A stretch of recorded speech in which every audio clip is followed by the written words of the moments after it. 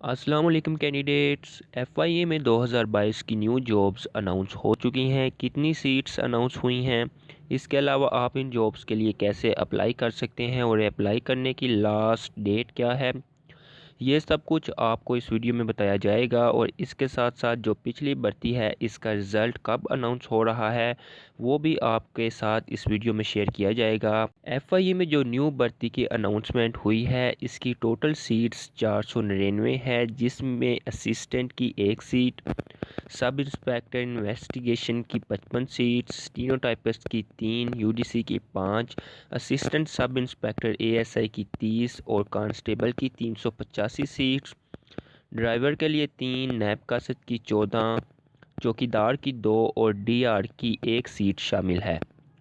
اس کے بعد ان جابز کے لیے فزیکل سٹینڈرڈ کی بات کریں تو آپ آل اوور پنجاب سے ان جابز کے لیے اپلائی کر سکتے ہیں۔ اس کے لیے آپ کی ایج لمٹ 18 سے 30 سال رکھی گئی ہے۔ میلز اور فیمیلز دونوں اپلائی کر سکتے ہیں۔ اس میں میلز کی 5.6 ہائٹ اور فیمیلز کے لیے 5.4 ہائٹ رکھی گئی ہے۔ چیسٹ میلز کے لیے صرف 33 سے 34.5 انچ ہونی چاہیے اور ان جابز کے لیے پرائمری سے ماسٹر تک کی کوالیفیکیشن والے امیدوار اپلائی کر سکتے ہیں۔ ان جابز کے لیے آپ ذریعہ آن لائن ایف آئی اے کی آفیشیل ویب سائٹ کے ذریعے اپلائی کر سکتے ہیں اور ان جابز کے لیے اپلائی کرنے کا پروسیس مارچ کے لاسٹ ویک تک شروع ہو جائے گا۔